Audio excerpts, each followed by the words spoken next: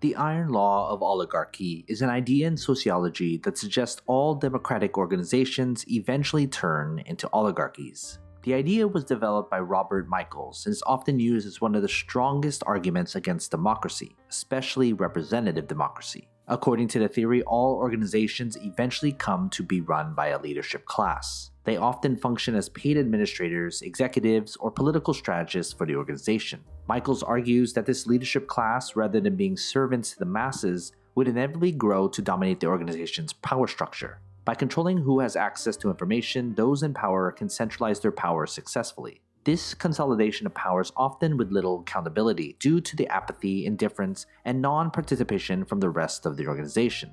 It's argued that democratic attempts to hold leadership accountable for their actions are destined to fail. This failure happens since power comes with the ability to reward loyalty. Along with the control of information with the rest of the organization, leadership holds an unequal amount of representation in the organization. This bias towards leadership is then used to strongly influence the outcome of any decision made democratically by everyone else. That is why in most political parties, supporters will often go along with what their party leaders say with little to no question. The Iron Law of Oligarchy states that all forms of organizations, regardless of how democratic they may be, will eventually and inevitably develop oligarchic tendencies. The outcome thus makes true democracy practically and theoretically impossible. This is even more true in large groups and complex organizations, such as political parties, universities, and large corporations. However, it's possible to break the law and preserve democratic institutions from being too oligarchical. Adolf Gasser has argued that if you met 5 conditions, you could break the Iron Law of Oligarchy. 1. Society has to be built up from the local level with autonomous communities. 2. People can only organize into small independent groups, thus negating concentration of power. 3. These local communities join together into higher units, such as the canton system in Switzerland. 4. There is no hierarchical bureaucracy, just a streamless decision-making process voted on by each local community. 5. There is competition between these local communities for services and benefits, which will reinforce the independence within these groups. This model strongly resembles a confederation.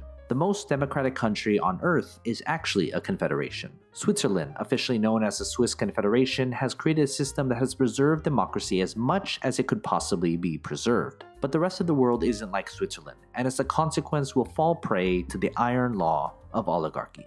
So what are your thoughts? Comment below. And as always, take care of your money.